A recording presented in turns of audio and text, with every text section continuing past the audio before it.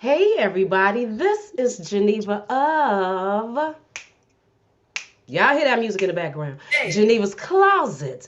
Please make sure you like and share this video and subscribe to Geneva's Closet if you haven't already done so right here on YouTube.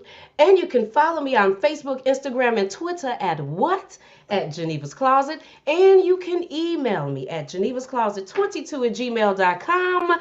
How y'all doing, everybody? How's everybody doing? I feel like I haven't been on live in a long time. I feel like I haven't talked to y'all in a long time. How's everybody doing? Hey, Linda, No Ledge, RHT4888. Everybody that's up in here, the people that was in here already, Pork Chop, Leah Brown, Valerie Wright, thank you so much for that, girl, about the book. First thing that I want to say is please excuse us if we have any technical issues. We are all coming from different places trying to give you this live interview with who? Miss Mary Harvey. She here to tell you her truth. She's here to finally tell it all. Now, what all she gonna tell? I don't know, people, but I know she will be talking about that book. And y'all know what book I'm talking about? Men Will Lie When the Truth Will Do. The King, His Queen, and His Other Woman, written by Terry Smith. Y'all know who Terry Smith is. Don't even play, because it's practically a series, people, over here on Geneva's Closet. Now let me reintroduce myself, just in case some of y'all don't know me. My name is Geneva McLean, and I am the creative producer and talk show host of this right here, Geneva's Closet. In addition to being a master research strategist, what do that mean? People, places, and things. You give me a little bit of information, and then I can find it for you, people. That's what I do. And then something else I want to let you know is that because I don't know how many people is going to be here today, I don't know what's going to be going on with this comment section, I turned the membership thing on. So if y'all want to ask Mary any questions, you want to be seen, make sure that you become a member, hit that membership, subscribe, or whatever it is, but hit it and become a member. And if Mary is talking and y'all ask a question, I'll make sure I write it down, and if she haven't already answered it, then I'll make sure to come back and ask Mary your question, since you are paying for it. And then I want to say, make sure that you advertise in Geneva's Closet. If you would like to advertise your business in Geneva's Closet, you can email me at genevascloset22@gmail.com. And then, in addition to having Miss Mary here, we also have Miss Essie Berry here. And the reason why we got Essie, now how do I get Essie on the thing? I'm trying to figure out, how do I get her on the, oh, there she go. Hey, Essie girl. We got Essie and we got Mary here. There go Mary. Hey, Mary girl, how you doing? I'm good. How are you? Isn't she looking pretty? Mary got, I mean, look, stop playing. Y'all better stop playing. Mary done put her makeup on, got her hair done, looking all good. Y'all better leave her alone today. All natural, people. She's keeping it all natural. But anyway, Mary, how are you doing, lady? How are you doing today? I'm doing okay. I'm And we doing are good. so happy to see you, Mary. Well, Geneva, I just wanted to thank you because I had uh, done some video with a couple of networks and trying to tell my story my way. But before I signed off for the release, I wasn't really quite sure how they were gonna like cut it or do whatever they were gonna do without me being there.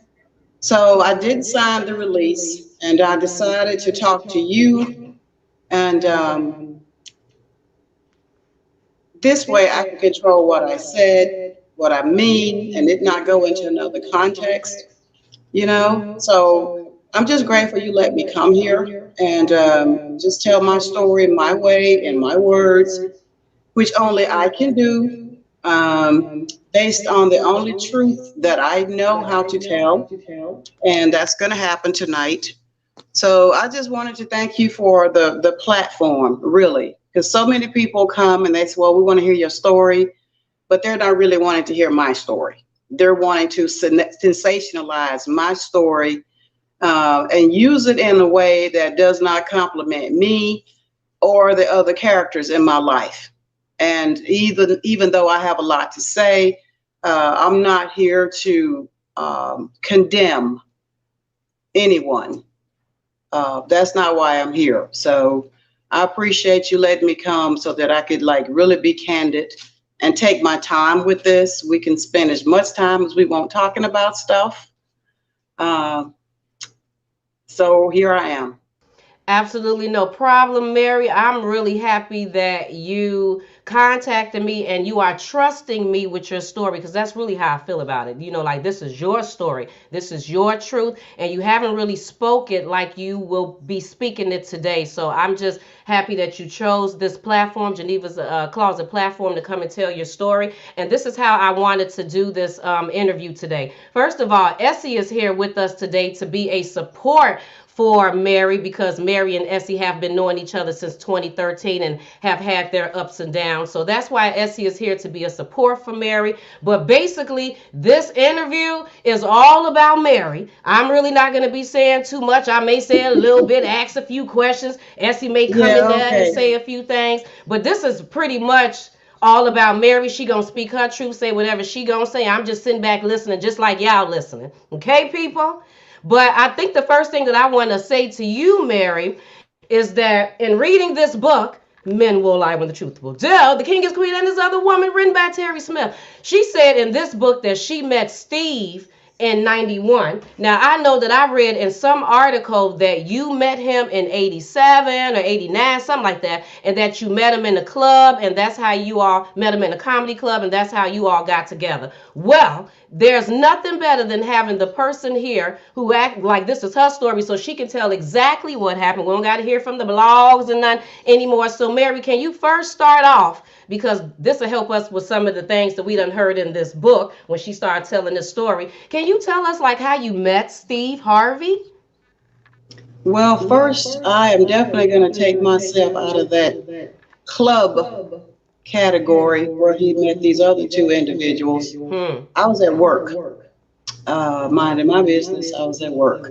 And I had gone outside of my job and to take a break. You know, I worked for a cosmetic company and I was on a break with one of my girlfriends.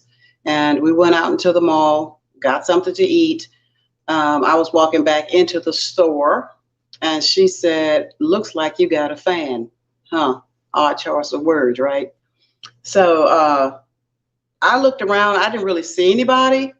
And so I just went on back in the store. And I don't want to get long termish because that's what I do. I'm a storyteller, so I don't want to get nah. So That's okay, anyway, I'm Mary. at work. I'm at work. You know, that was back during the days when you had to turn like you turned your purse in before you got back to work. So anyway, turn my purse in. I come downstairs, and he's standing there at the counter. And he came up to me, asked me my name, and I really didn't want to be bothered because I had just come out of a, well, actually, I was 3 years out of a divorce. And I was really just trying to take some time to get to know myself, something I hadn't had a chance to do coming up as a young lady. Just constantly being told what to do, what to wear, you know, how to breathe, what to say. And I'd gotten kind of like my full of that. So after my first marriage, I decided I was going to spend some time, you know, on me and doing what I wanted to do. You know, where did I want to go? What did I want to do without doing what a husband wanted me to do or doing with what my mom and dad thought I should do. So I was just kind of hanging out. So here he comes. I really didn't want to be bothered. He asked me my name, and I was not like in agreement to none of that. So eventually, and I was really rude when he asked me my name, and I'm all into this why and what do you want and all this kind of stuff. And I really felt bad that I had been like really rude. So I left my area where I was working, and I kind of walked around and I was looking around for him because I was so rude. So while I was walking around, he was watching me walking around. So I look over my shoulder and he's sitting right outside on this water fountain. And I look around and he says, "Are you looking for me?" And I was like, yeah, yeah, yeah. So he came back in the store and reintroduced himself. He asked me if I wanted to go get some iced tea. And I told him, I just gotten back in for lunch. You got to wait or whatever, whatever. So anyway, that's how that happened. I was at work. I was at work, met me at the mall. It was not at a comedy club. And the town that I lived in, I was not even aware there was a comedy club. But after we went down to like this restaurant, Furs or Luby's or somebody in the restaurant, we sat there, we talked for a minute, and he asked me if I would go out with him. And I felt bad that I was rude. You know how we women are. We are so polite sometimes, even when we shouldn't be. So I said, well, I'm going to go down here and just at least, have some iced tea, whatever. So after we got through talking, and he said, can I have your number? And I want to do that. I have a boyfriend thing, but that would have been a lie. So I said, I'm just going to give the number. I'm just going to give the number. That way, I'll see his number. And if I don't want to answer it, I don't have to, answer it. So I gave him my number. So anyway, he called me later on while I was still at the store. I was working late. And I was like, okay, I don't want to just ignore the phone. So I answered the phone, and he said he wanted to know if I would meet him that evening. He had somewhere to go. He had some friends waiting on him, and if I wanted to just go to this club with him. He said it was his birthday. He didn't know anybody in town, and would I go? So I've been on my feet all day long. That was back in the day when, you had your heels on all day. I was 20 something, but I was like really tired, really exhausted. So I'm like, pull yourself together. It's not going to kill you. Just go. If you just go and just get this over with, you'll be out of that nice thingy and just going back with your life. You've done your duty. So anyway, I met him at this comedy club, and I didn't know he was there to perform anything. Had no idea. So he met me at the door, and he said, I got us a table. So I went in there and I sat at the table, and my feet were really hurting, but I was trying to walk like they weren't. So we got to the table, and he said, excuse me, I'll be right back. So they said the next performer coming up on the stage, and they announced him. And I was like, okay. So he went up on the stage, and he was actually funny. He really was. And I forgot about my sore feet and everything. So when he came down, he said, what do you think? And I said, wow, that was really funny. You did a good job. But like I said, I was exhausted. The show was over. Some people came up to him and said, how enjoyed your show, your work or whatever. And they had that little cake thing out there. And I was really trying to get out of there. They were trying to buy him drinks or whatever. And I just kind of waved at him like, so he just told everybody, bye, thank you, bye. He was like, wait a minute. So I waited on him, and he asked me if I was hungry, went to the waffle place. Actually, it was Denny's. We went to Denny's and had some breakfast, and that's how our introduction started. And then he had to leave town because he'd been there 2 weeks already, he told me. And he had to leave and go on another gig. That's what he said. So he started calling me. And a couple of times I would answer, but it was like so frequent, it just really started to bug me. And I was living with my sister Lois at the time. And she called me and said, and I'm like, so he kept calling. He was persistent. And after a while, I thought that was kind of cute because I kept saying, no, I don't think so, da, da, da, da, da. But I did like that about him. He was very persistent. He really was, because I really didn't want to be bothered. And it was like really nice after 3 years to just have somebody just like, really want to talk to you, really want to get to know you, whatever. And that's how we met. Okay. Do you want me to keep going on that? I mean, you know what, Mary? It's funny because you said Waffle House, and as soon as you said Waffle House, the first thing I thought about was the book and how Terry mentioned the Waffle House. Yeah. Well, I had to come a cut above the Waffle House. Yes, boo boo. Yes. But no, it really was. It was Denny's, and it was really funny because when we got there, he sat down, and I noticed he wasn't eating anything, right? And I said, well, aren't you hungry? You didn't eat back at the club. And he was like, no, no. And he told the guy, he said, I'll just have my water. And I felt funny. I was like, okay, okay. So he asked me, what did I want? And I didn't want to like get all into his pocket or something like that. So I just kept it cool. I said, let me just have that Grand Slam. So he ordered the Grand Slam. It came to the table and I'm eating and he's still drinking this water and he's looking at me. Little did I know that was all he could afford was that Grand Slam. And he didn't tell me that at the time. So that was later on. But and I thought that was kind of funny. But anyway, I was really tired. I really wanted to go home because I had to like, open my area up the next morning. And he said, I really appreciate you coming out because, today was my birthday. I really didn't have any friends. And I said, oh, no problem. And I remember standing up and I kissed him on his jaw. And I'm like, that ought to fix me being rude. That'll be the end of it. We're even. But that was how the whole thing started. And like I said, he kept calling, and a couple times he came into town, and he would come by the job where I worked.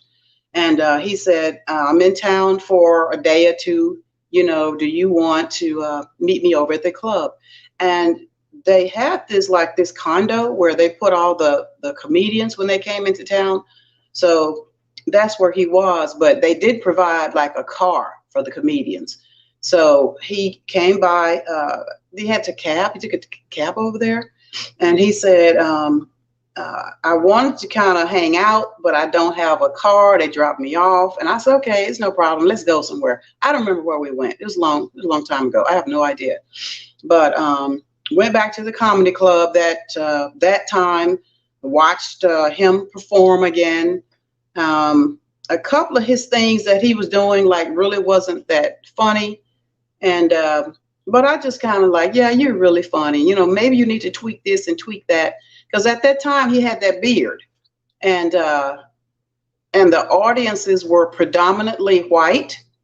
And I did make a suggestion that you might want to lose the beard when you're doing your comedy, because you can look a little, overwhelming for some people.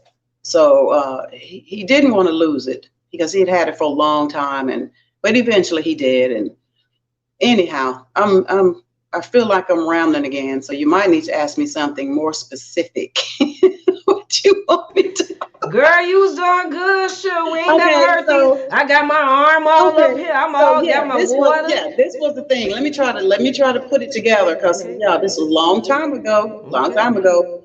So what I did like about him though is that one time I was at work, and this was maybe 2.5 months after we met.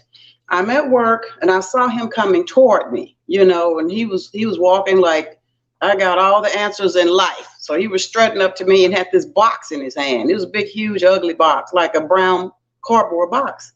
So, and I was like, why does he have this ugly box? And he was walking toward me like, so anyway, he put the box on the counter. He said, I brought something for you. And I'm looking at this big, ugly box like, did you really? So he said, open it. I opened the box, and there were like hundreds of Hershey's Kisses in that box. Okay. So, and I'm looking down at the box, and when I'm like going through them, because it was so many, it was a pair of shoes, and it was an old pair of shoes, his shoes. And there was a note in one of the shoes. And the note read, even if there were no planes, trains, or buses, I would still walk 1,000 miles for one of your kisses. And I was like, wow, that's kind of precious. That was kind of precious. And it really was. I never had anybody do that before, but he was really trying. Like I said, I didn't go for him right away, because I was kind of like, I don't know. But he was very persistent. He was always sending me cards, handwritten cards. When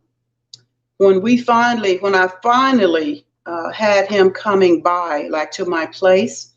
Um, I had given him a key, like maybe 3 months, maybe 4 months, to where if he came into town, he could just go there. So anyway, when I would come in, he would always have something cooked. Always. He was a good cook. So he was always cooking stuff for me, always making desserts for me, because his mom, he said, taught him how to cook, just in case he didn't have a wife or whatever. And we would eat dinner. I wouldn't have to do anything. He just said, "You relax. You've been on your feet all day." That's how that went. And the thing about it too, that once he would leave, it was like 2 days later, sometimes 3 days later, I kept finding these cards. He would write out these little cards and stick them all over my place, like between towels and on top of dishes or whatever. And during the time that he wasn't there, I kept finding all these little notes and stuff that I thought was really cute. And I'd never had anybody go that far to try to impress me or whatever. So it kind of worked out in a way to where, it was like, I'm going to make you like me. I know you're not sure, but I'm going to make you like me at the end of the day. And that's pretty much how it was. Even though I didn't want to be bothered, it was like he convinced me that I'm the one for you. So that's how that went.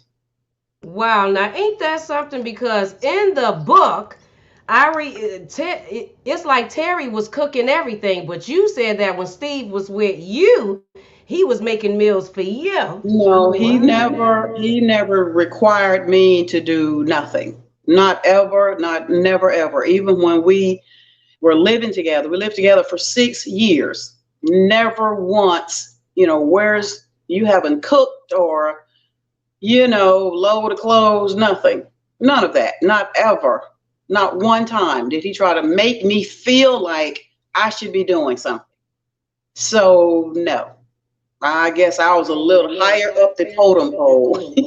So, He treated Mary special. Because when yeah, you he told me did. this story, Mary, I remember telling you that reminded me of that Why Do Fools Fall in Love, Frankie Lyman, how he had the Hmm. different Hmm. wives, and then how he treated all the wives differently, like he got something from all of them. Now, Mary, when Yeah. you was with Steve at the beginning, so you met him, and he was, yeah, I mean, he was very persistent, and the Hershey kisses. He never mentioned that he was married, so he never said that No, he was in a relationship, just no, nothing with a no. child, nothing. Right. Because Wow. somewhere in between, I mean, when I felt myself trying to start to like him, I said, let me just ask you one thing. Are you married? Are you married? And he said, no, no, I'm not married. I said, okay. He said, but I have two daughters.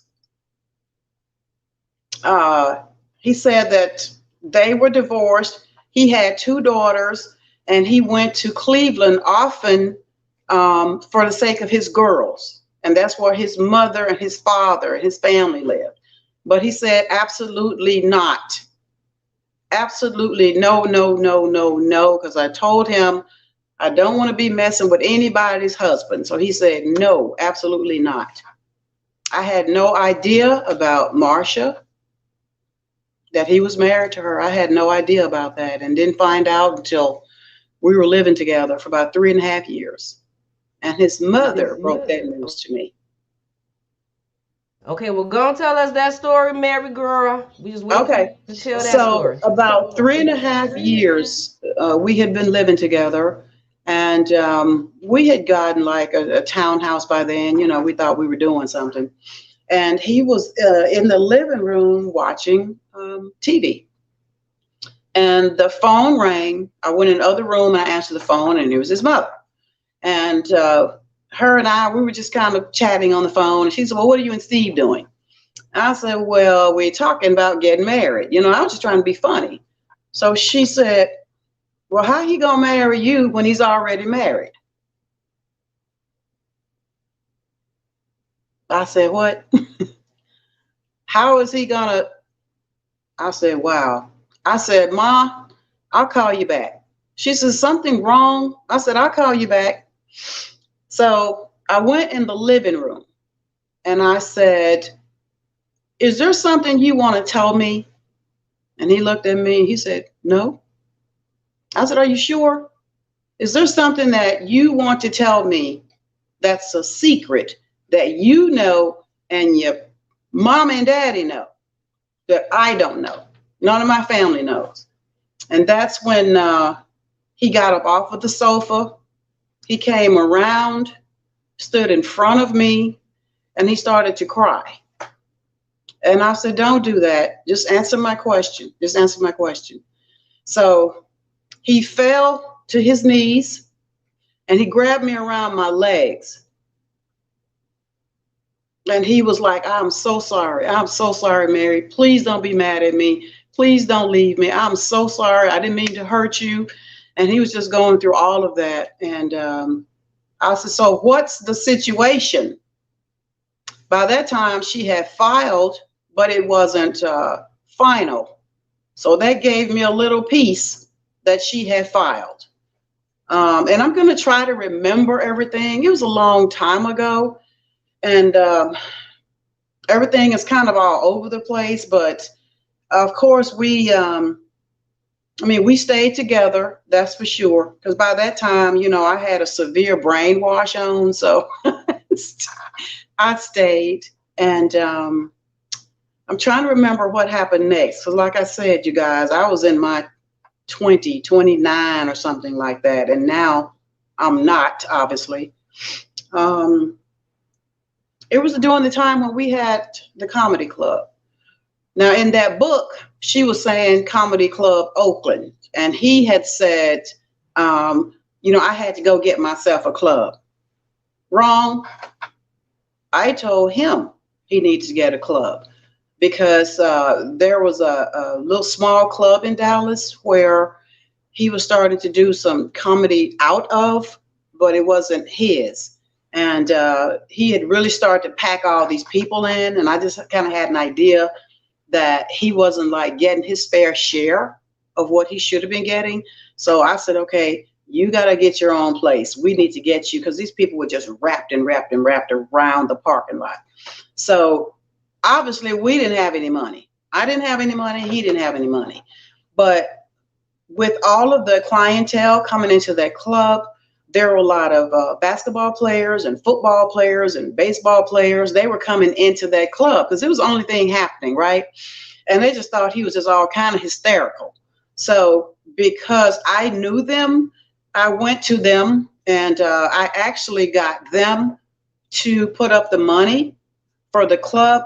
I raised $250,000 and we came up with contracts so that we could give them their money back and then some. That's where the money came from. That's where the club came from. I found it. I designed it. That was my baby. And that was his club, the Steve Harvey Comedy House. So that was the club she was talking about. But I'm going to say this to Geneva, our 16 years. 16 years. There's a lot of information. I'm trying to line everything up.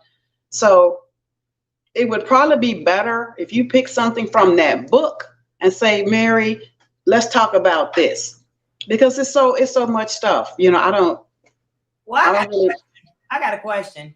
Did you think dude was cute? What did you find so attractive? That was just his ways, his personality, his sense of humor? What attracted? He had a good person. He had a good personality. He really did. He acted real confident. I like that about him, because my dad, he wasn't that at all. So I did like the fact that he was very confident.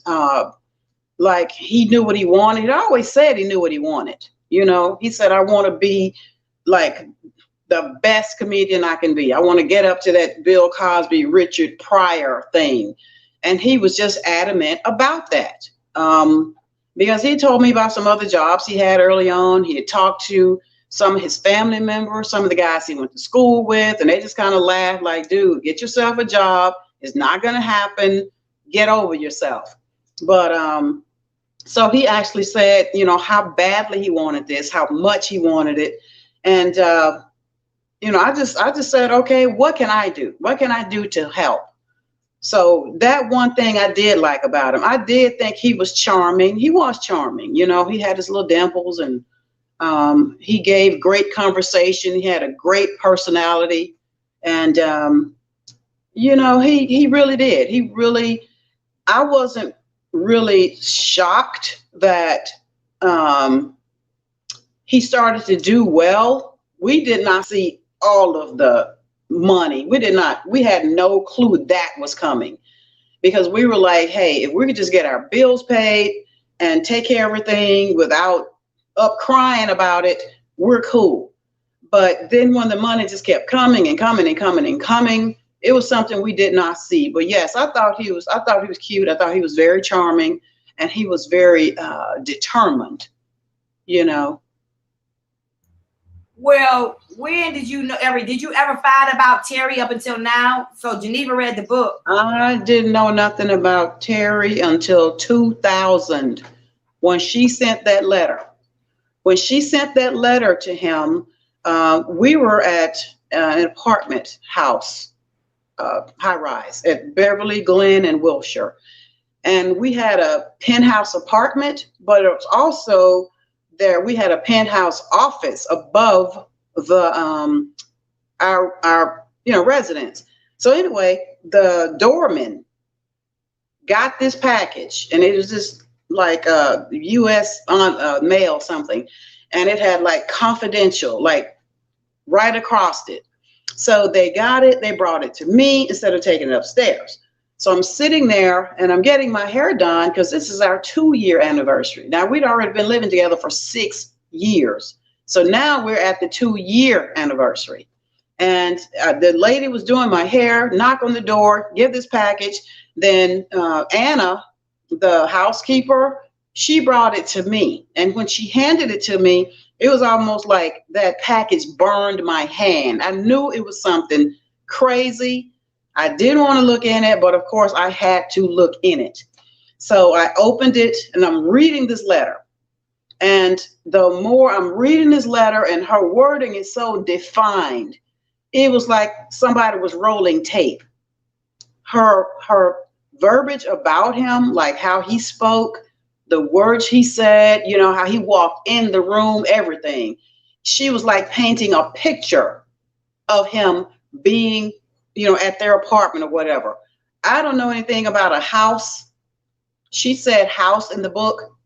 I don't know anything about a house. All I know is that package that she sent there, it was to an apartment.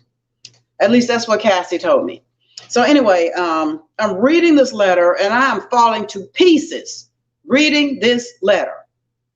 And the more she talked, because you saw the book, she's in that book talking about everything but how many hairs was on his left knee. So she was into this letter talking about everything. You came over here, you were so confident that you brought these, you know, condoms with you, and on Megan's mom's, the night Megan's mom died. And I'm saying to myself, how would she know anything about Megan's mom if she didn't know him? So now I'm just like sweating on my head, on my arms. I'm just tripping. Then I get sick to my stomach. And I'm reading this letter. And I'm telling y'all, it was like one of the worst feelings in my life. And I read it to the end. And I looked over at Megan and I said, Megan, who is this? And she said, I don't know, Miss Mary. And I will give this to Megan, who she's calling Michelle in that book. Megan might have wanted to say something to me because she did not like Terry being in our marriage. And I will give her that she didn't just like embrace this chick, right? So anyway, back to this letter. I'm reading it. I made a copy of that letter. I kept the original. I made a copy of it. And she says in that book that I took some sticky paper or whatever. That was not what happened. At the bottom of the letter, I wrote, because she was threatening, if you don't call me, Ricky Anderson, y'all aren't calling me, Steve, you're not calling me. You got me here. You abandoned me here. You told my mom and them you were going to marry me. I can't find you. I'm hungry, all this kind of stuff. And so she threatened to go to the tabloids. So I just read the letter and I was like, chick, And I really didn't call her chick. I said something else. And I was like, whatever your next move. And she did read that letter to a T in that book. I was like, whatever your next move is, make it. And I signed Marielle Harvey, Steve Harvey's wife. And if you had told me early in my life that I would ever give any man a pass like that, I would have just said, no way, no way, no way. Dude cheat on me, he's out of there. But at that time, we had been together 8 years. Okay, I had my foundation work to do. I didn't want Stephen or Wynton to go through this divorce thing. Wynton didn't even know, anything was wrong. I didn't either. And for the first time, I had a family. When I was coming up, I didn't have a family. There were like 10 kids, mom and dad. We were all in a 1-bedroom house, and it was just chaos and madness 24/7. So for the first time, I actually had a family, and I had someone that took up for me. I never was afraid because he was there. He was like the brother, daddy, uncle, everybody. And that meant a lot to me. And my family meant a lot to me. And he knew that because I told him about my family when I met him. And I was telling him about how important everybody was to me. I felt safe for the first time in my life. So I said to myself, I said, okay, we've got family, we've got friends, we're doing work in the community. I'm not going to throw all that away because this chick got played. So that was my message to her. Do what you got to do. I'm not gonna throw my family away. I'm not gonna do it just because you got yourself in a horrible situation. But in that letter, she did mention the abortion in that letter, and that kind of bothered me because it's like, okay, he's cheating with this woman, and worse than that, he's not using protection. And that kind of sent me into orbit emotionally. But I'm trying to tell you, I just tried to just black that whole thing out because I couldn't.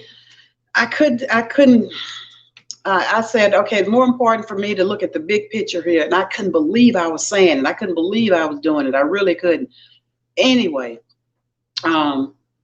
it was time for me to get on that plane and go to Chicago. I called him and I said, what is this chick talking about? Who's Terry? What's going on? Oh, I don't know. I don't know what you're talking about. Then he went into this whole story about this guy that used to work for us.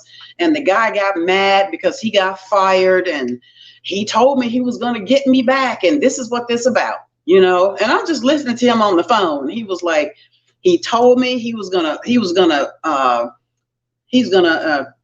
try to break us apart, and he's going to come up with this story. And I'm just listening to him on the phone. I'm like, okay, this dude had nothing else to do but find a invisible chick, make up a story about Megan's mama and all this kind of mess. So I said, okay, Steve, I'll talk to you when I get to Chicago.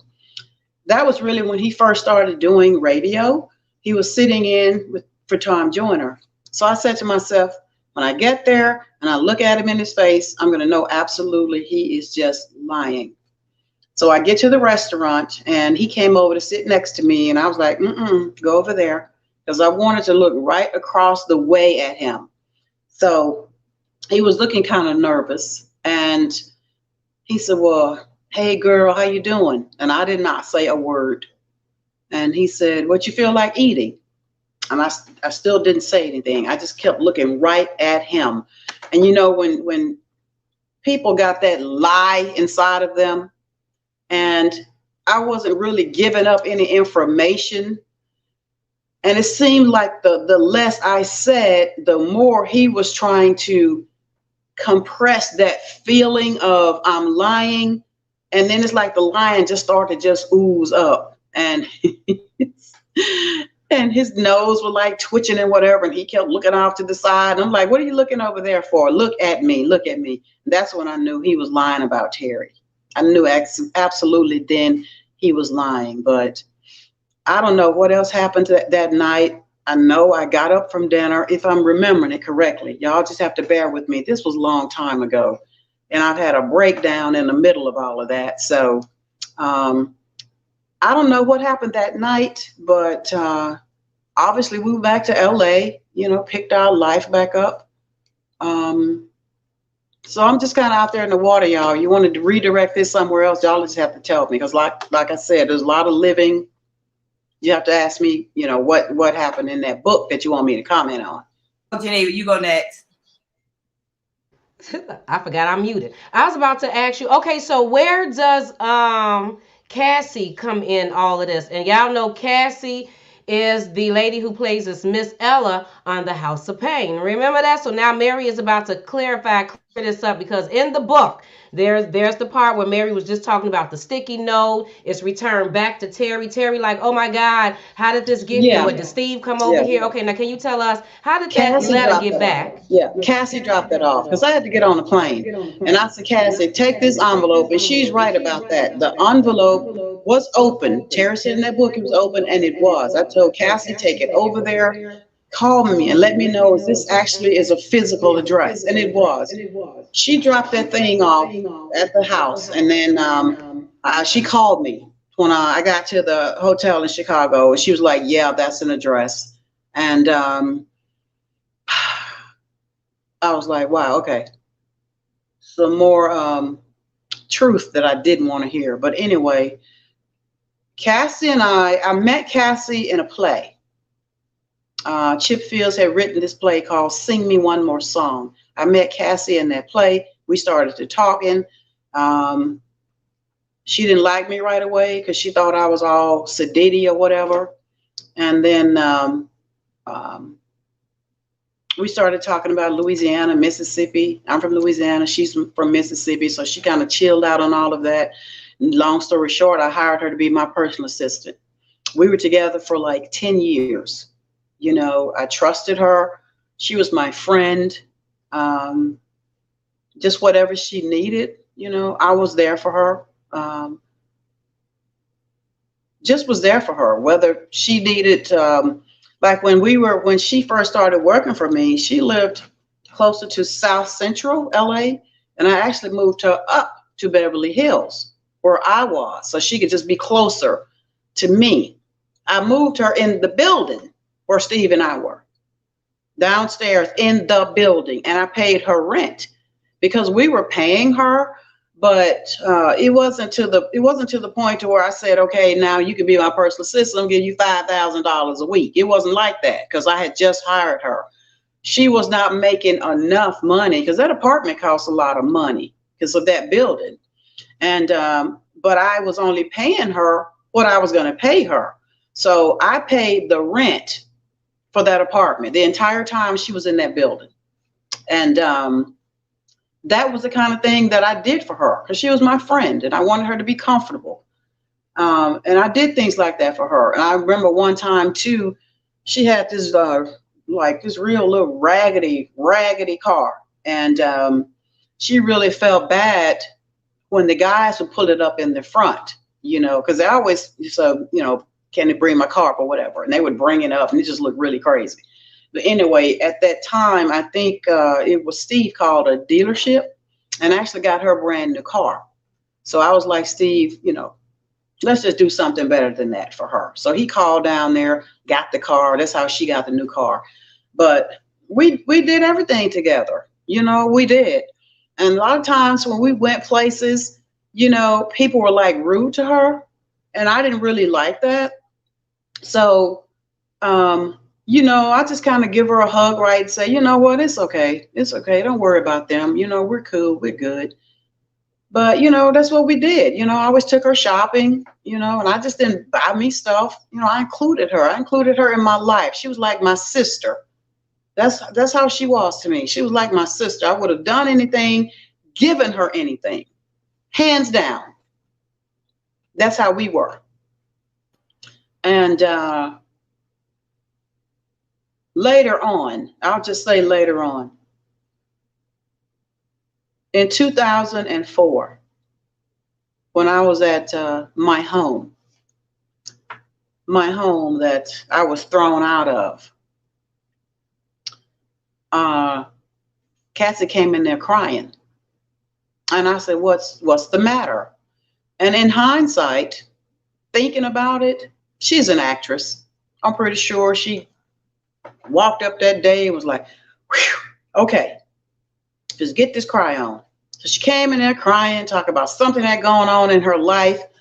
And I don't want to, I don't like talking about people when they passed away. So I'm going to try to be as delicate as I can. Her mom had just lost her husband, and some things kind of just went wrong financially. And she told me her mom was about 2 seconds from being thrown out of her home. And of course, she was my girlfriend. I didn't ask nothing other than, what can I do?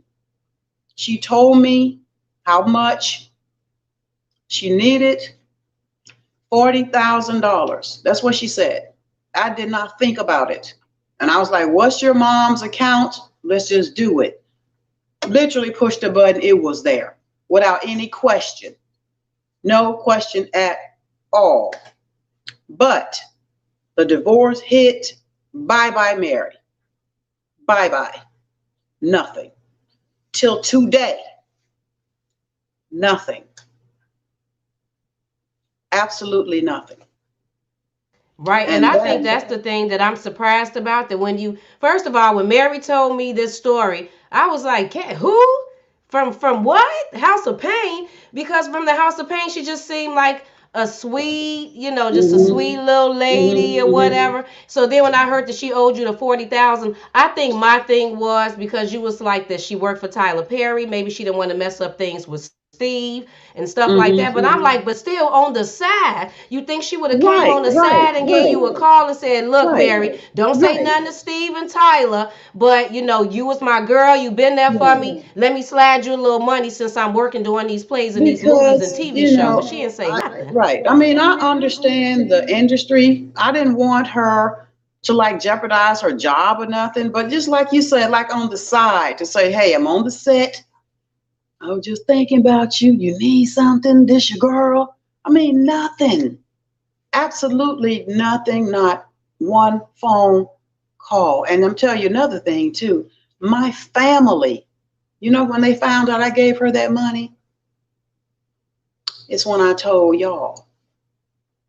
My family didn't even know I had given her that money until I told y'all about what?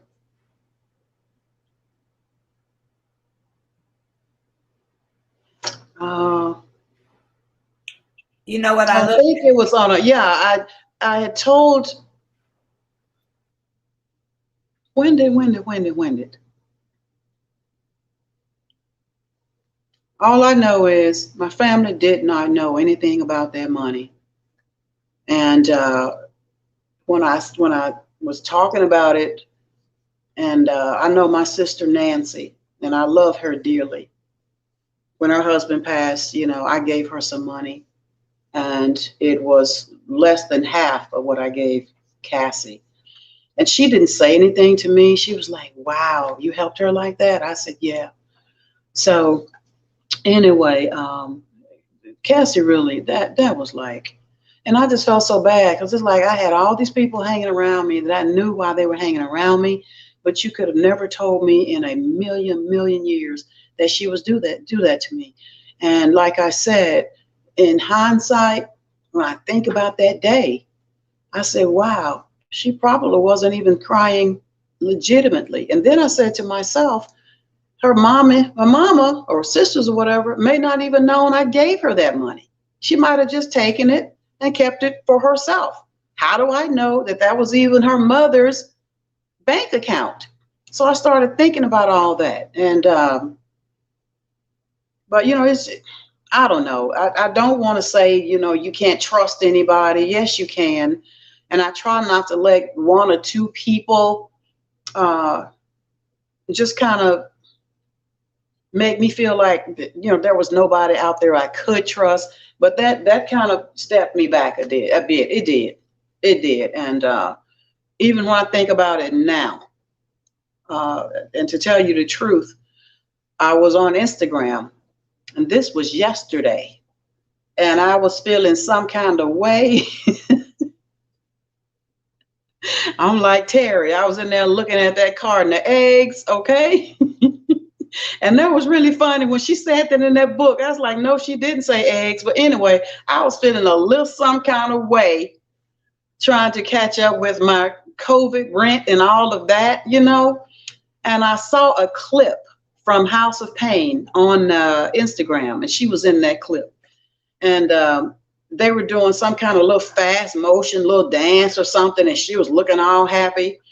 And I went all outside of myself. I try to hold myself together. I try to hold my cool together. I try to be like my mom to say, mind your P's and Q's, you're a lady. But I went all outside a lady yesterday. And I wrote under there, I said, hello, bestie. Are you jumping up and down because of that $40,000 I gave you? I'm sorry. I just came outside of myself. Hey, I'm not perfect. I had a moment. I acted on it, and that's that. What can I say? I get it. Cassie, where Mary money at, girl? You done made enough money with your plays, your movies, everything else. Yeah, Where is Mary money? She want her that, 40,000. Mary, look, I have to ask you this question because before I forget, girl, I gotta ask you this because this is practically in so many articles when Steve Harvey is speaking of motivation and all of this other stuff. Was Steve homeless? Was he homeless, sleeping in his car and all of this stuff? Steve Harvey was never homeless a day in his life. Not one time. Because let's just add this up. Between your mama's house, Marsha's house, my apartment, and whatever you had purchased for Marjorie, what point in there would he have time to be homeless? Okay? The closest he ever came to homeless was when I think it was a year into our relationship. And he kept saying, I want you to go out on the road with me. I want you to go. And he wasn't making a lot of money. And all I had was what I was making from the store. So I said, I cannot just quit my job and go out there. So I guess it was about a year and a half later, I actually quit the job. And he was like, you got to go. I need you out here. So there were nights when we had to get from like Dallas to Miami or whatever. Obviously, you can't drive that in one sitting. So yeah, there were some times when we would pull over to a park or whatever. Steve was never homeless a day in his life. And all this People magazine from homeless to millionaire and all of that. No, he was never hungry. He might have been hungry needing a sandwich, but nowhere near to not having no food, not having no home. I lived in the projects, never lived in the projects a day in his life. Okay. Not once, not one time. Now, he did tell me that when they all came from Welch, West Virginia, that the first place they had, his dad, there was like a 1-bedroom apartment over this liquor store. And his dad, he had his 2 sisters there, and one of them had 2 children. It was Steve there. Both of his brothers were there. But they were not homeless. Steve's dad was very proud. There is no way under the sun he would have allowed his wife and his children to ever be homeless.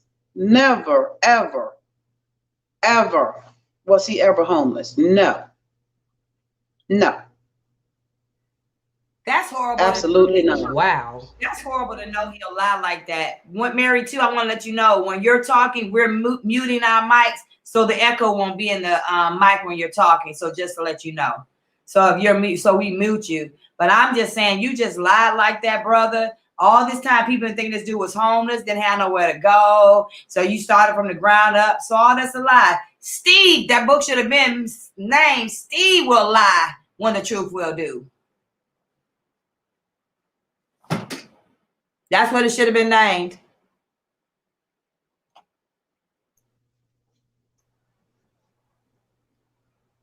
Mary, was you saying something? Because I had you muted. I'm sorry. No. Okay, right. Because this is what I want to ask you. Because when we were talking the other day, I remember asking you, with all the cheating that Terry mentioned in the book, and the things that you had to endure, like what was going on, like his backstory, his mom and his dad, like did you see some issues going on with his mom or something that would cause him to treat women like that? So what would you say about that, Mary? It was sad.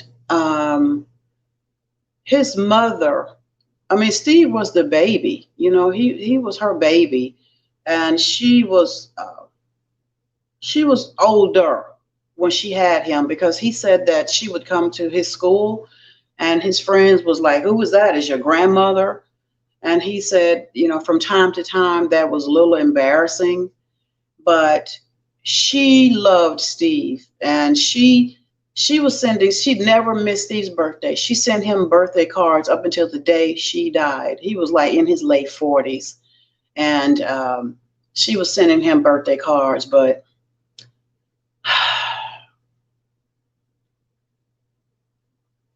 Steve had that kind of love for his mother, in that he knew at the end of the day, when he couldn't get no love from nobody, he knew his mom would be there unconditionally. Now, on the other side of that, no, he did not have that for her.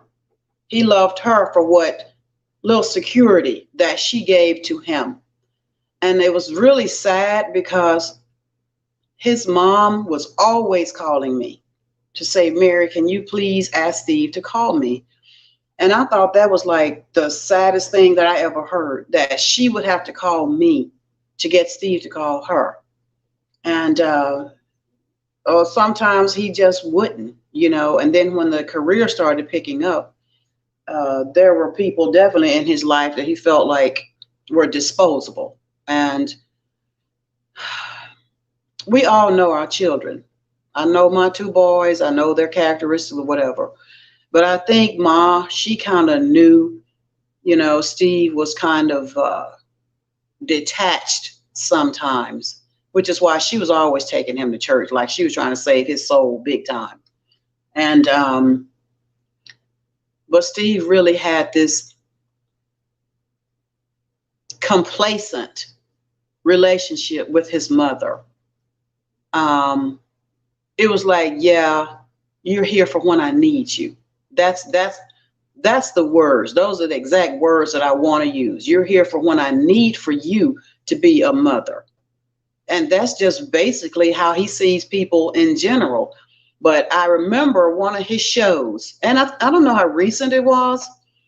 He was on there crying, saying that he had bought his mother a house. And I was like, was it a house different than the one they were living in? Because Mama, she never would have wanted another house. She's an older people. Older people, they don't want to uproot and go somewhere else.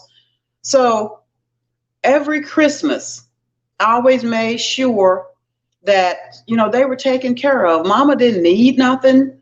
Daddy didn't need nothing. But I always make sure, they got their little chunk of change. And it was quite a chunk of change.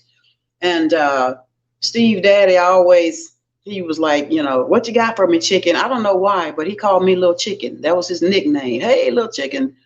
So I always made sure Daddy had his. I always made sure Mama had hers. So one Christmas, I said, "Steve, is this house paid off? Your mom and daddy's house paid off?" And he said, "I don't think so."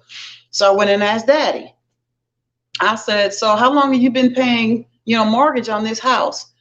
Because I didn't want him to get the hint that I was thinking about paying the house off. And he told me, and I told Steve that would be the perfect thing to do, was to pay this house off and give them that lease.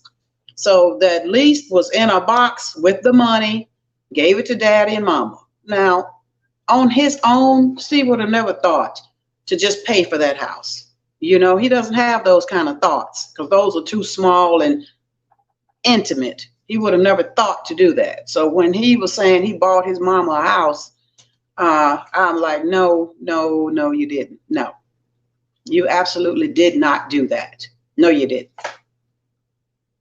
Cross my heart on that one. No, he didn't. Men will lie when the truth will do. Steve will lie when the truth will do. Geneva, you didn't unmute. So he didn't have a good relationship with his mom and what his Mm, siblings, his what, no, all of them, what? no, not really. I think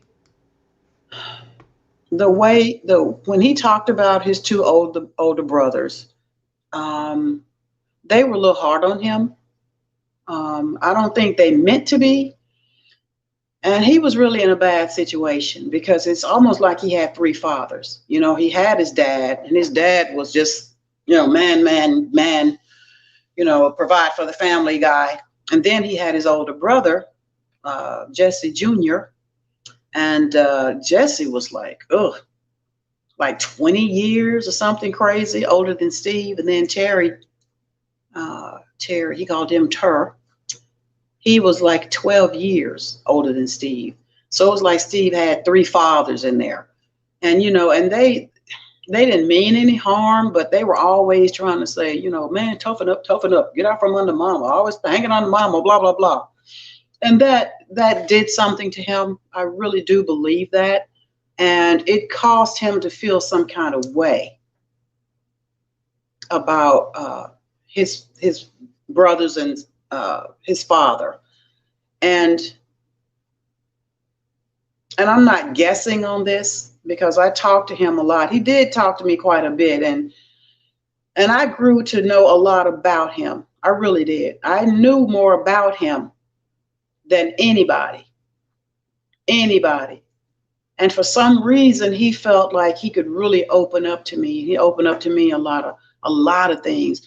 I knew into here more than anybody. And I also knew into here that he was a little not where he needed to be.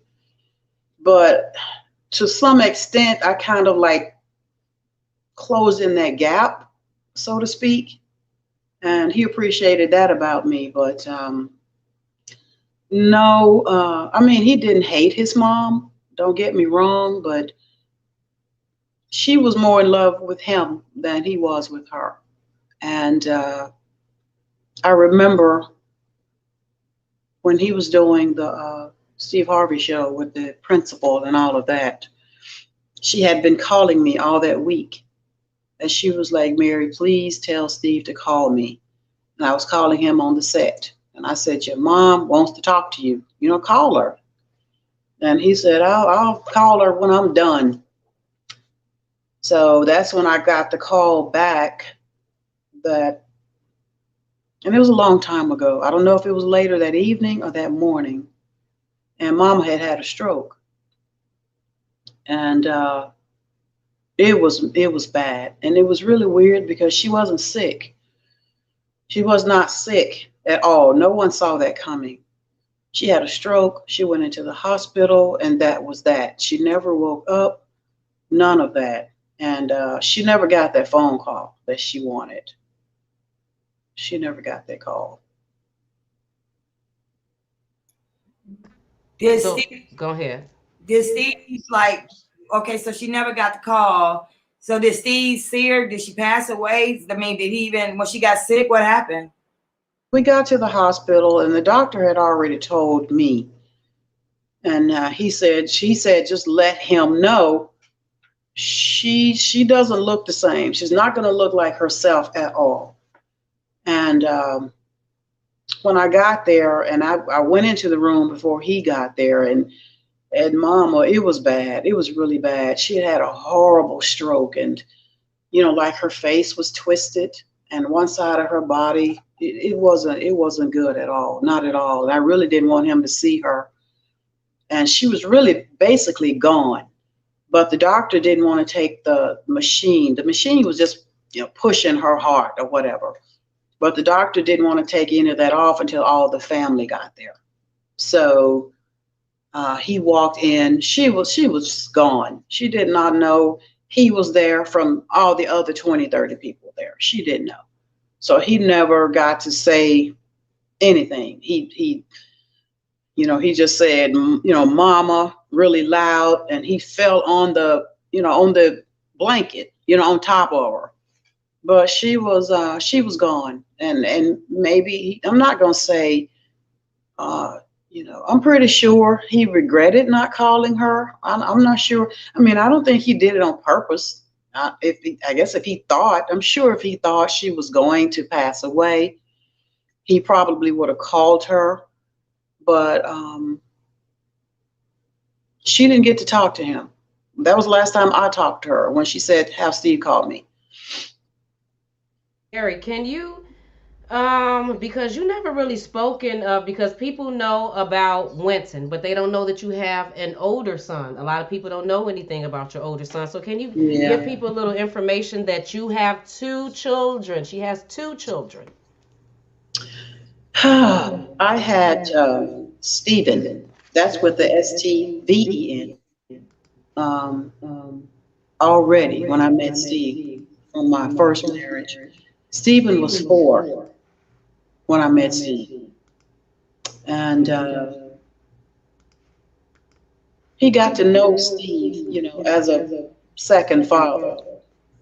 Um, and he actually started to spend more time with us. So at some point in there, he really was kind of closer to Steve than he was with his real dad at some point, some intervals in there. I'm not saying, he used Steve to replace his father or whatever. It's just that I know he and Steve was very, very, very close. And what really messed me up was that Stephen was 13 when Wynton was born.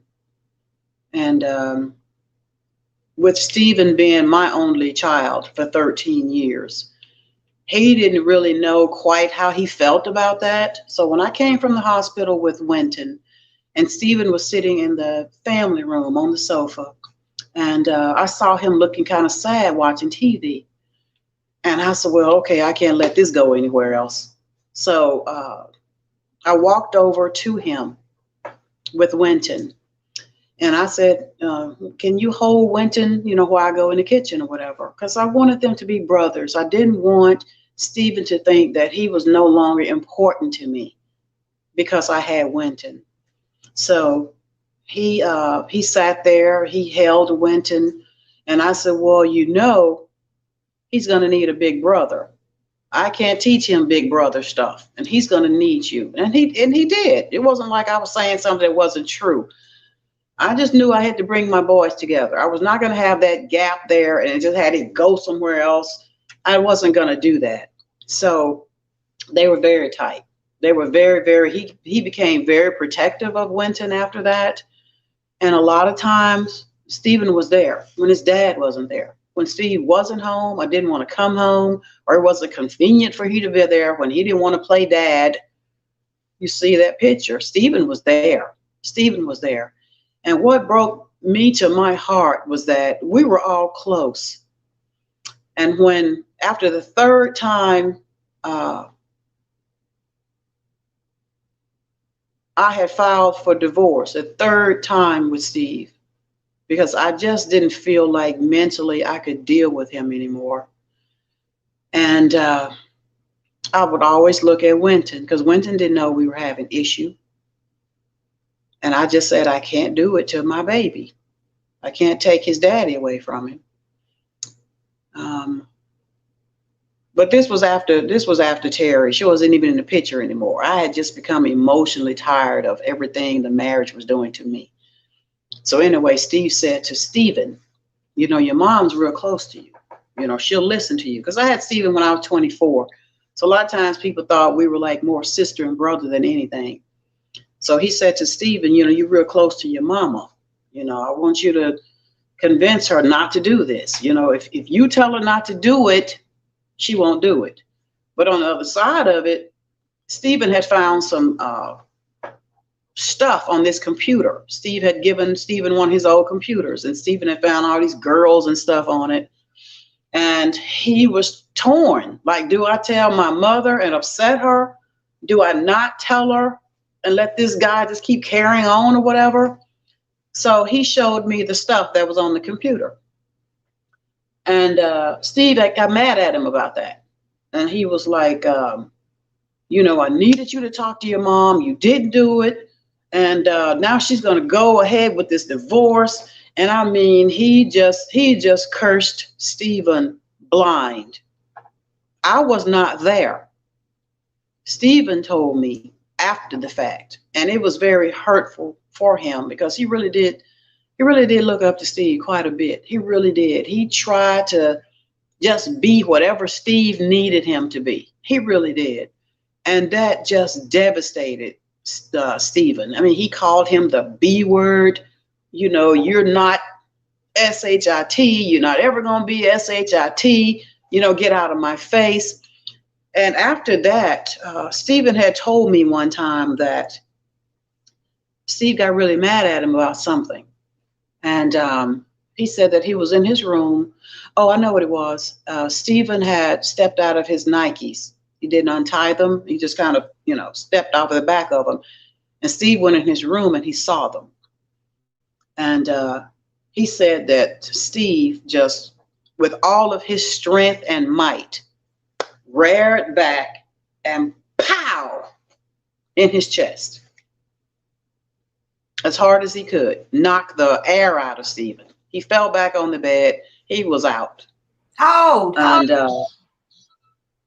How old was he? 13, I think. But he didn't tell me this until, after the divorce.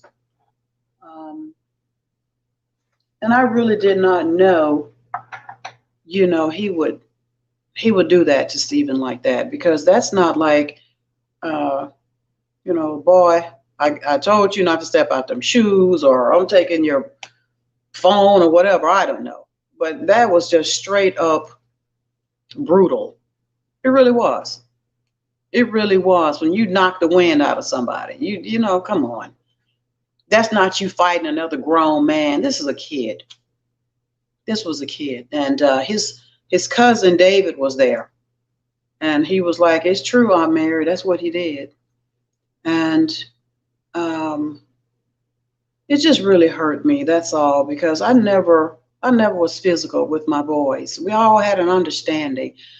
My mother and father was always beating up on us like, I'm not even going to say dogs, because now, you hit somebody's dog or whatever, they're going to file charges on you. So I'm not even going to say dogs, but my parents, bless their hearts, it was horrible.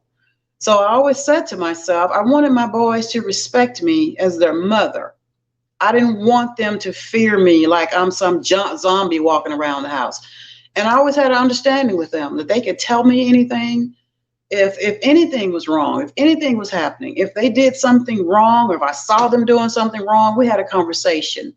And just out of respect for me, I never had to put my hands on my children, because I didn't want to do to them what my parents did to me.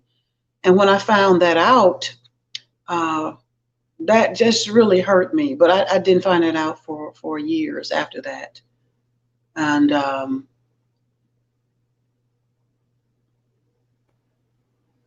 I know that's kind of touchy subject. I understand. So yeah. For everybody who's joining us, I want to thank you guys for joining us and everything. So you guys just wait for the questions and want to regroup a little bit, okay? Yep. Now, what I wanted to say, Mary, is what in the world I was going to? She just had to get my mind and stuff together. That was a lot of information right there about the whole Stephen thing, because that just made me think about the whole child abuse thing. And Stephen didn't tell you this until after the fact, but now that story just confirms the child abuse with Wynton. And Mary, you have to tell the people. You have to, because y'all know that video, that little slight where Mary came on, and that 30 minutes about a week ago, and she gave, she talked to y'all a little bit. But in that, she had told y'all that she has not, well, she didn't say a whole lot about it, but she said she has not talked to her son, Wynton, in a while. So she's going to get into that. And I just want to let y'all know, in this interview, we will not be discussing everything, because we don't even have the time. We'll be sitting on here for multiple hours, several hours, trying to talk about everything. So Mary, if she wants, she will come back and Mary will tell the rest of her truth if she chooses to. But for now, Mary, you have to tell the people about the story where Wynton got snatched out of college. I mean, because that's horrible, and that involves Lori, that involves the security boomerang, that involves Marjorie. Like how they treated Wynton. Okay, I'm done. I'm done. Mary gonna tell you. Well, first of all, I do want to address the abuse. If you got a minute, I want to talk about that. Um,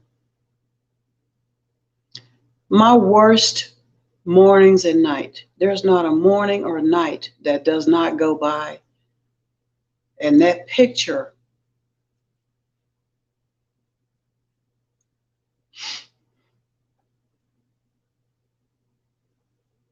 it was my weekend with my baby.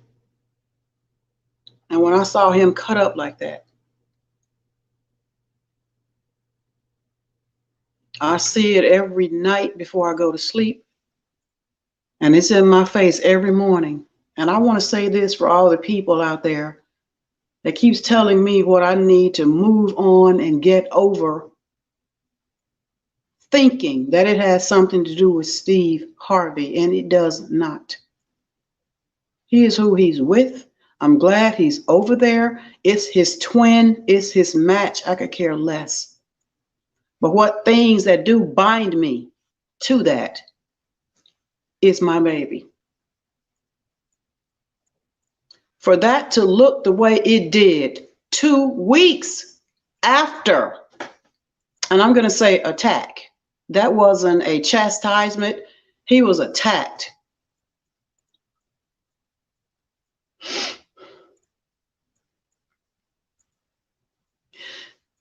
Because what I think about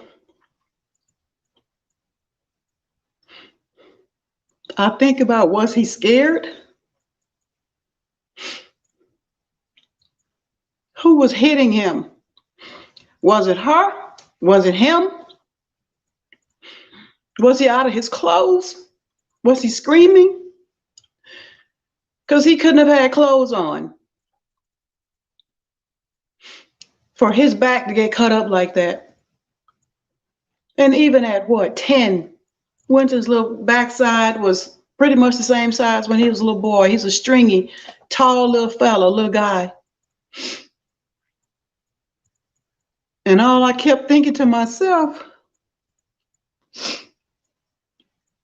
was that I was not there to stop that from happening to him. Was he thinking about me? Was he calling to me in his head? And how can you shame a young man like that when they're going into their manhood, to strip him down like that, and you just beat him till he bled? How do you take a belt and you wrap it around your hand with the buckle part hanging? You're beating him with that. So much so, I saw the impression of that buckle inside of his thigh, to where it must have just wrapped around him like a whip. And as far as that paddle, that pledge paddle, it is amazing to me that Steve did not take his hard licks. He did not take his hard licks to become this cute person. But Wynton took those licks with that paddle.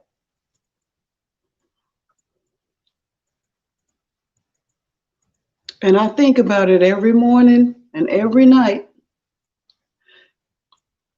that after they beat him like that and sent him to his room,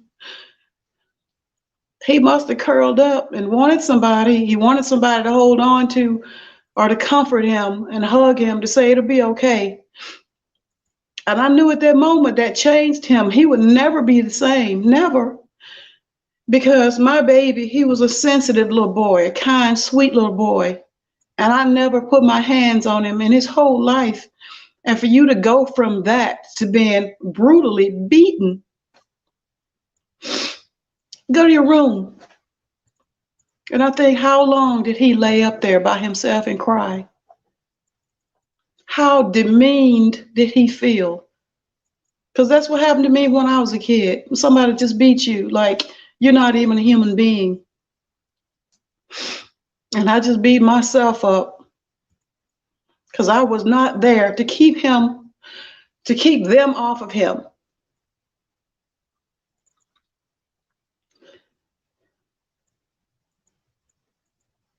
And I know it changed him because I'm sitting here at 60 years old and I can recall every time my parents brutalized me. So there is no way at 24 he doesn't reflect back to that, even if he tries to shut it out.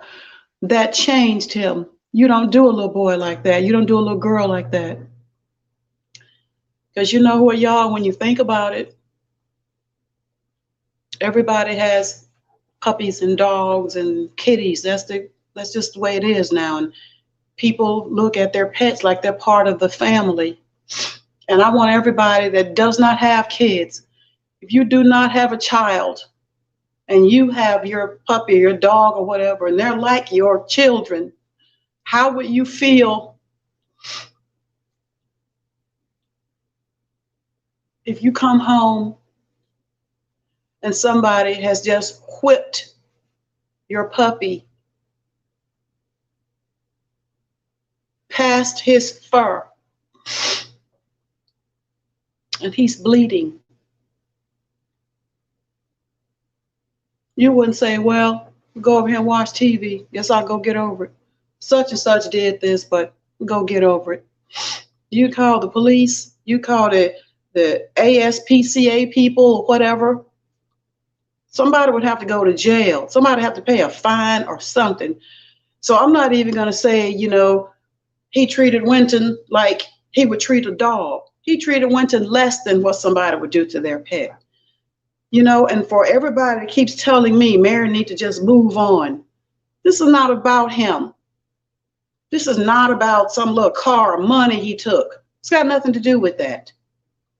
How do I move forward from having those nightmares about my baby?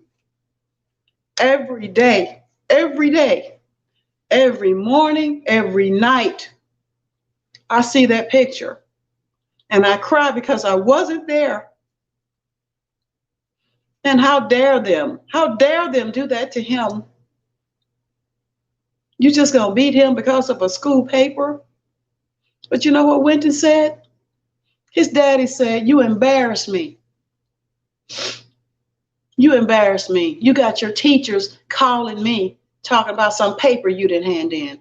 So you just gonna beat him senseless because you were embarrassed?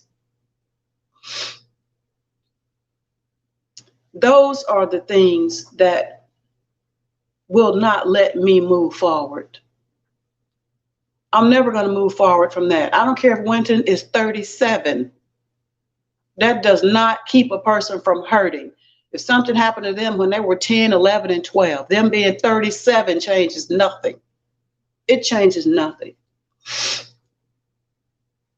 To this day, he is changed from it. And then child services, protective services people, they let him down. That judge let him down. Bobby let him down. My attorney let him down.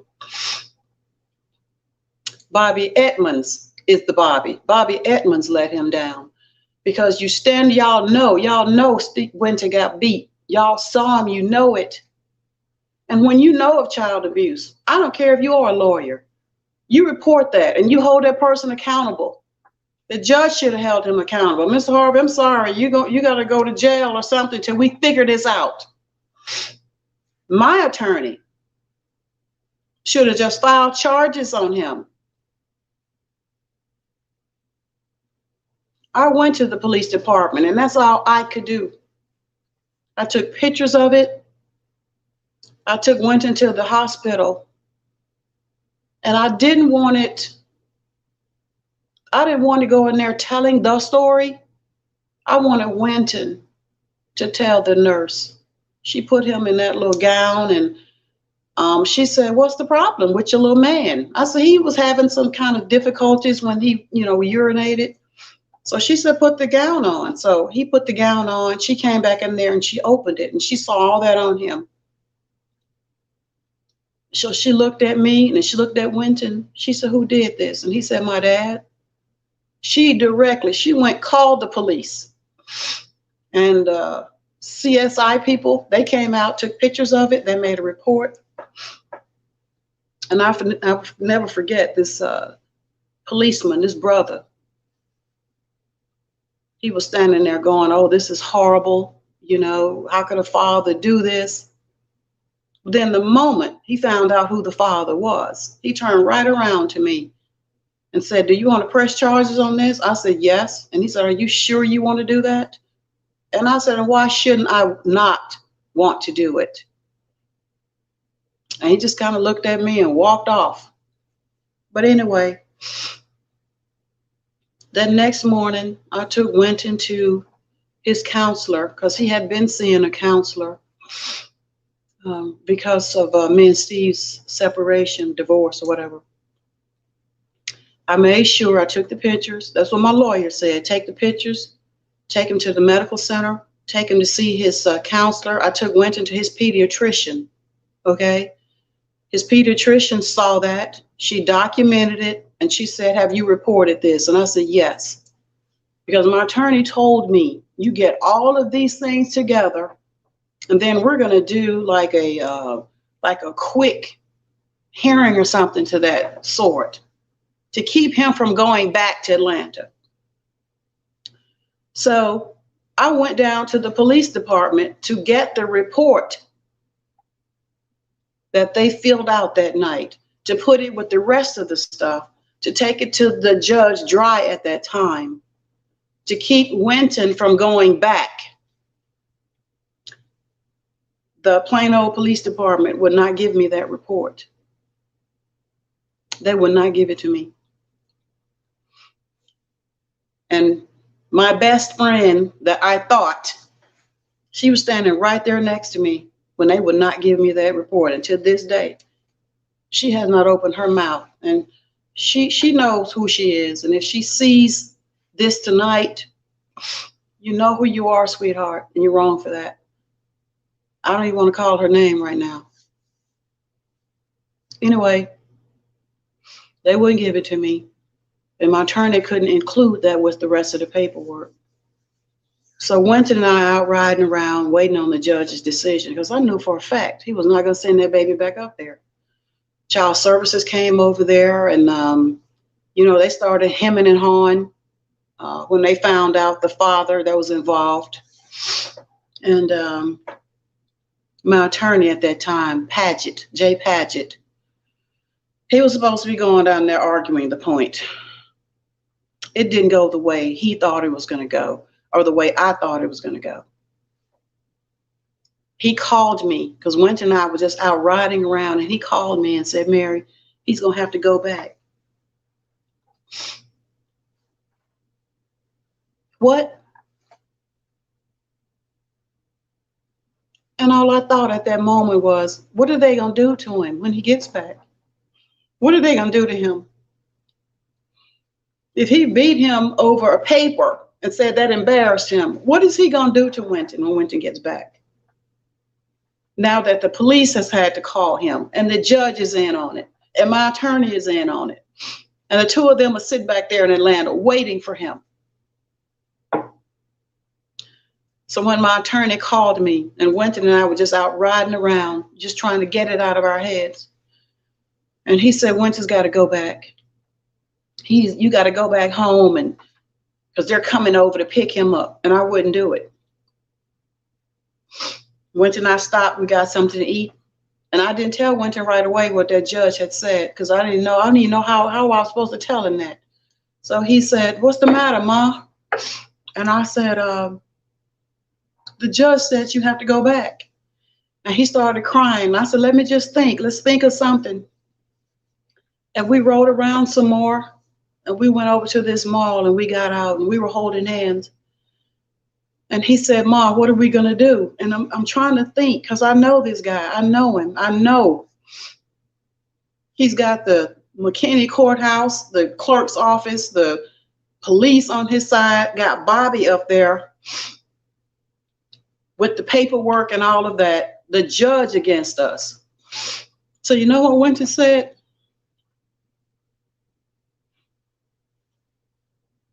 He said, Mom, let's just go to Mexico. Let's just go to Mexico and never come back.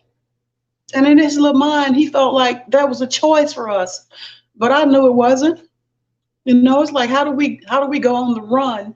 And I just felt so bad because he wanted me to do something. And I said, Wynton, you know he's not going to leave us alone. He's going to tell the judge I kidnapped you and all kind of crazy mess. And we rode around in that car, and Wynton was crying, and I was crying. And my lawyer called me again to say, okay, he's missed that flight that they told you to put him on. Now they're doing another one. And I was like, whatever. And we just kept driving around, and he missed that second flight. Then the lawyer called back, and he said, Mary, if you don't get back to the house, they're going to put an APB out on your truck. So I got back to my house, and the police was in our yard. And I looked over at Wynton. He started crying. I started crying. And he said, Ma,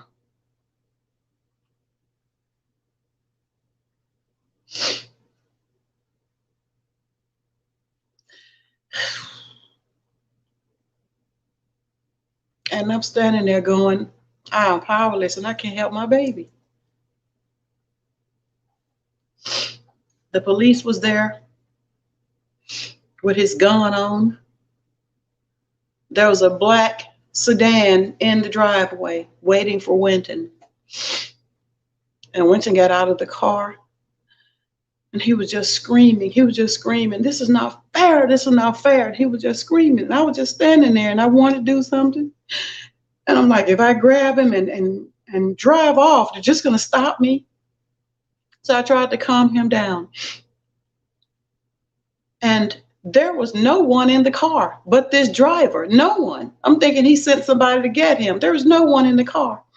And I'm still looking around at this cop, and he was like, ma'am, I'm sorry. I shouldn't be here. I'm just doing what they told me to do. I'm sorry. Wynton gets in this car. He gets to the airport and he calls me. And one of Steve's workers, Kenny was there. And Wynton called me on his phone and he said, Mom, I just ditched Mr. Kenny. I'm at gate 24. Come and get me.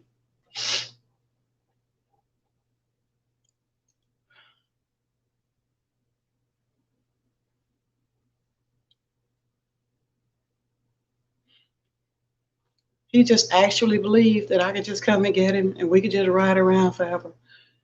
So I just said, Wynton, you can't be roaming around that airport by yourself. So where's Mr. Kenny? I said, do you see him? He said, yes, I see him.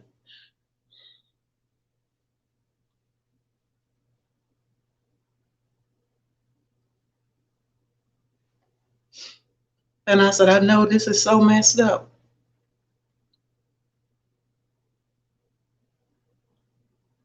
Then I had to let my baby get back on that plane.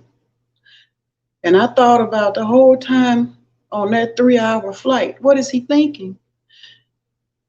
Is he scared about what's going to happen when he gets back? Is he mad at me? Does he hate me because I couldn't do anything? And then when he got there, all I was thinking about was, what are they going to do to him?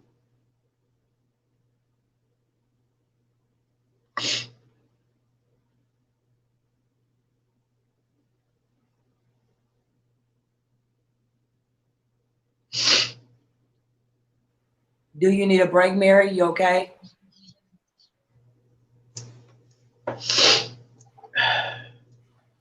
I'm going to speak for a moment, you guys, while she's waiting. When you guys heard Ricky Smiley and he was talking about Mary putting the baby on the plane, so now you know how the baby got on the plane. Mary didn't pay for the plane ticket. She didn't even want her baby to go back. I'm going to be honest with you guys. Right now, all this really has triggered me because when Mary talked about not getting the police report, and I met her in 2013, I just saw a blackmail letter. After I saw the blackmail letter, I saw abuse of a woman and abuse of a child. Within 2 hours after I called Plano Police Department, they surrendered that police report. I allowed them to know that I know y'all covered up child abuse for Steve Harvey. And if you don't give us a police report, I'm going to send the FBI to you. I saw the pictures. I saw the abuse. And like, I'm with Mary. People want to say, why walk away? What you gonna do? I felt like I let Mary down, you know, cause like I saw that and I was abused myself. And to know that police judges blackmailed me all these years to keep me silent. They kept me silent and blackmailed me and Mary because you abused Wynton. I would have rather did time in jail if I could not have helped him. I had those same pictures flashing up in my mind. And the only thing I could think of as an activist, how can I help Mary? How can I help Wynton? And I couldn't. And it broke my soul that I had to sit here. He was beaten like a Hebrew slave. I've never seen nothing like that in real life until I was abused. And to know that you want to abuse a baby and take him away from his mother, and Margie was all in on it. But to know that they wouldn't give the biological mother the police report, that was a problem. And then to this day, they continue to harbor these lies and blackmail me and Mary. But it's stopping today. Do what you do. But I and Mary live with that, and she lived with it because she was a mother. And I lived with it because I couldn't help her. And it's still to this day, I'm trying to understand how the court of McKinney, Texas is blackmailing us with a black female judge because you got authority. God has all authority. So when people sit up and say, Essie, why? Because that's what I do. It wasn't because of Mary. I was fighting for her, but I was fighting for her baby, true and true. Don't ask why Wynton didn't come. You heard how he was beaten. Steve snatched Wynton out of school in 2015 in a college. He was going to go live with his mother. And here comes Steve again. I'm telling y'all, everybody who's listening right now, we've been blackmailed I've been blackmailed since 2013.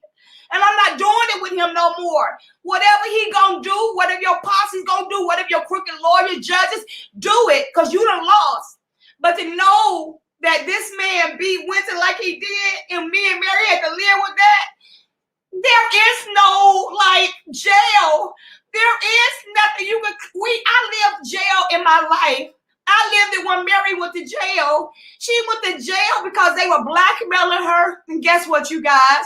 She told y'all in 2011. She told you in 2009. And she still got locked up for this man's lies. And when she was telling that story, my heart was breaking because I saw it myself. And I want to call Mary and just tell her I was so sorry because nobody deserved that. Nobody has to be blackmailed to be silenced about their baby. So for every woman that's watching this, we blackmailed to shut up about child abuse. We got to be blackmailed to continue to be silenced. We're blackmailed from judges, not just regular people. Judge Adler Tucker, Bobby Edmond, who's Steve Harvey's lawyer. It's enough now. Do you even hear what she's gone through? And how many mothers gonna walk like that and going through it? I'm straight here to tell you. What they didn't like about me is when everybody turned their back on Mary, I didn't know how. I didn't know how to walk away from her. But I didn't know how to walk away from her baby. So now it's do or die because I'm not gonna live with a lie and know this man abused his kid. I'm not going to live with no judge blackmailing me because I'm an activist. That's what my people died for. So at this point right now, this is like a reliever to see Mary, for her to tell it, for me to just say I apologize because no matter what, I still felt like I failed her. I felt like I failed Wynton. I felt like the media wanted to hear what they wanted to hear, but they wasn't listening. So now y'all listening and you know it for yourself. And we would be a damn fool to get on this mic saying any of this if it wasn't true. But every time Mary got on that mic, they snatched her up and they put her in jail. But for some reason, God didn't let that be able to do that with me. So I'm loving Mary for at least telling her story and getting her truth out. Because at the end of the day, we don't know what Wynton went through, what he mentally went through. But when I saw the pictures, I know what I went through. I can imagine what Mary went through. So you got to understand about everything. And this is not about Steve. This is about women who done sat up here and he has really actually tried to murder women's souls mentally, physically, and emotionally. And this dude don't care. But it's enough now. And I don't want to live with it no more. And still to this day, there's nothing that Mary could do to say, Essie is okay, because I still couldn't help her get her baby back. I still had to know that he lived with Steve as a monster and I couldn't help him. And don't nobody care about you going to get Wynton, because Wynton, they try to come on this mic to make that baby lie for you, Steve. That's what you did for all these years. So now ain't nobody else live for Steve Harvey. Y'all take his ass on off the air. He's a woman abuser. He's a child abuser. He's a blackmailer. And I've been blackmailed and his wife been blackmailed long enough. He didn't even want us to be friends. Why? Why you didn't want us to be friends? You didn't want us to be friends because you knew I would be there. And I'm still going to ride with it. It don't matter. I'm connected. I'm invested. How do you just walk away? And it ain't got nothing with her doing nothing with this dude, Steve. We made our own connection. It ain't like Mary Rich. This nigga took everything away from her. It was the principle. It was the principle. And what I can say, y'all, this Hollywood shit is something else. Because as long as you up there, a celebrity can go say whatever he wants to say, and they're going to believe it. Look at Mary for years until my loud mouth got on the internet, right? Y'all believe everything about Steve. But you can't believe and you can't stop God's property. Here, now, tomorrow, later, these things exist. And they exist because we had to remain in silent and be blackmailed by Collins County, McKinney, Texas, Angela Tucker, Judge Dry, Bobby Edmond, who's an attorney, Ricky Anderson, who's an attorney. We've been blackmailed for all these years. So whatever's going to happen now, let all the chips fall where they're made. And let me say one more thing. Mary or me, I'm going to be honest with you. I will never live this down. I want to get past it. But I will always blame myself a little bit. Because in 2013, when Steve went and lied and said I was a co-conspirator and extortionist, that was just another way to blackmail us to shut up. Because everything Mary's saying is now is true. And if it wasn't, what you get trying to gag somebody for, and she ain't gagged no more. Gag for what? For telling her life? For saying, nigga, you blackmailing us and you think it was okay? It ain't okay no more.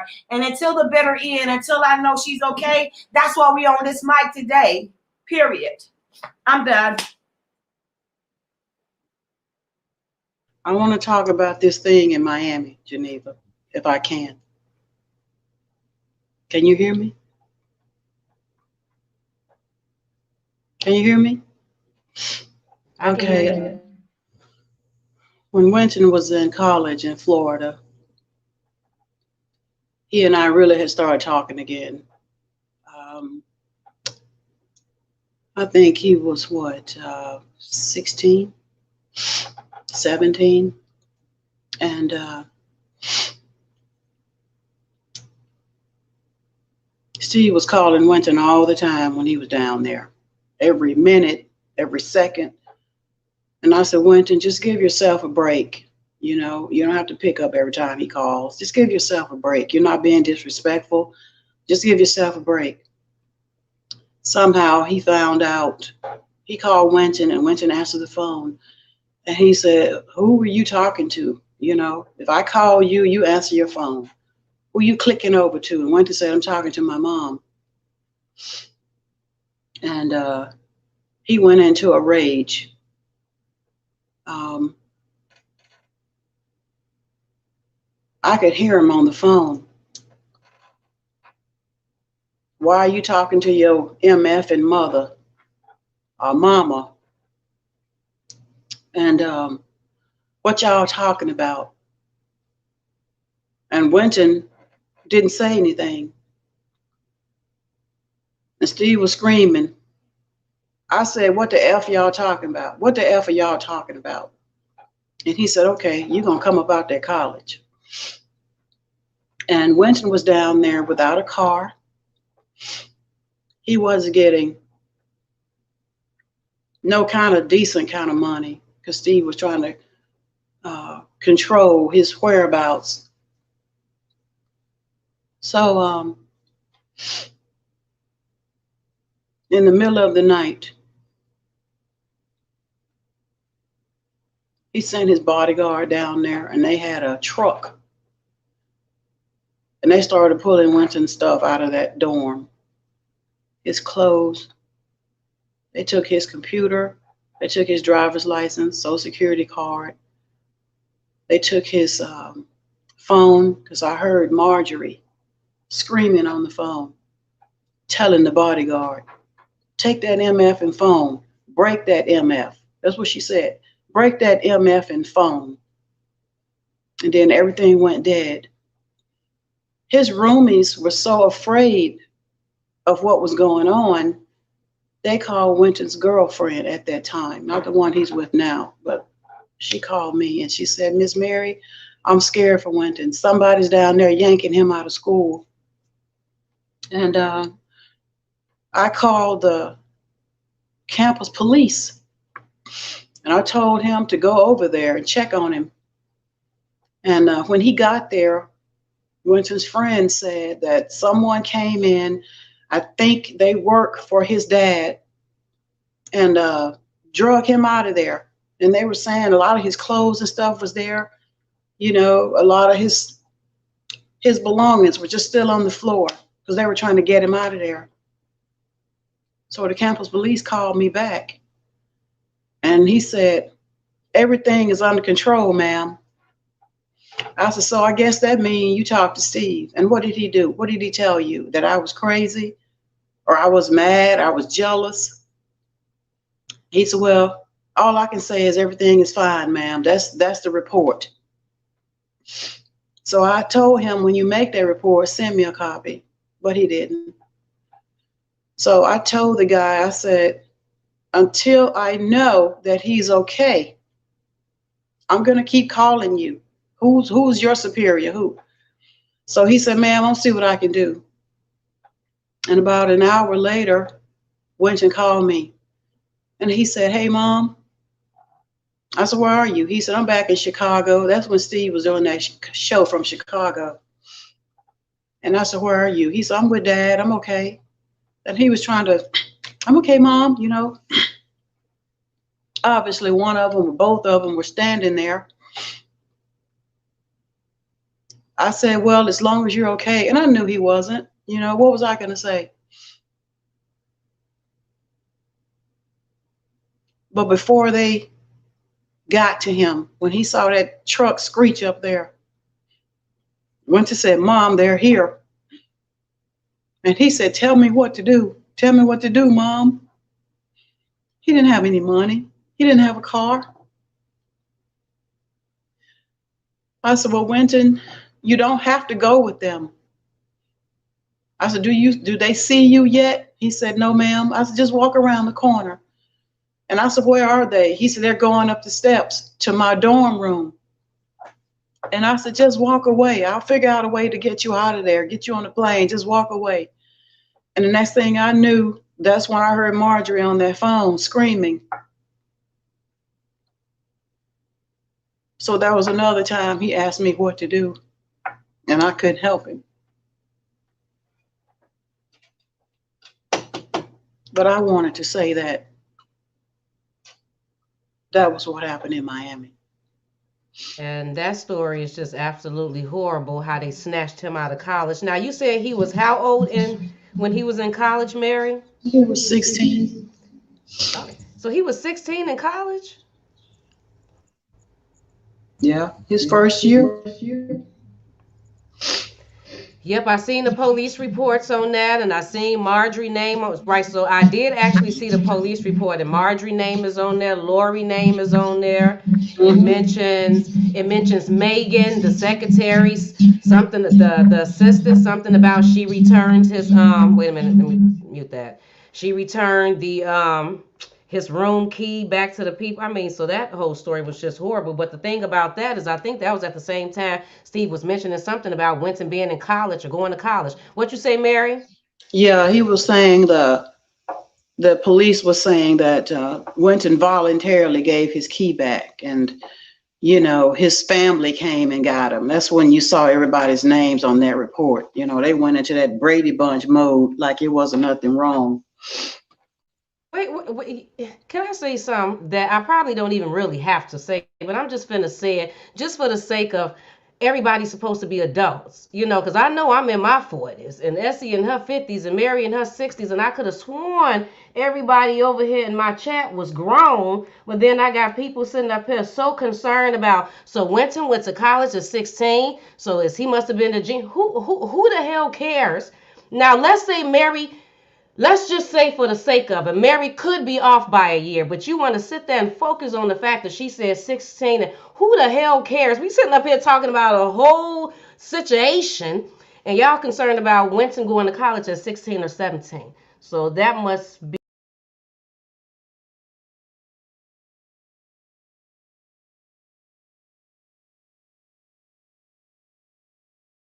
Sorry, Mary, that was me. I accidentally pressed something. oh, okay. But anyway, so Essie, was it something that you wanted to say? Because Mary said a lot. Y'all had me over here tearing like that was some deep stuff right there. That was some deep stuff.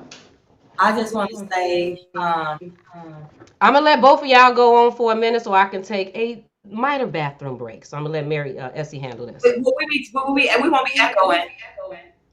No, I'm gonna turn mine off. Mary said something. What Mary say? Oh. You need a break? Mm-hmm. You want a break? Yeah. Can y'all give us a few minutes? We go on a break for a second.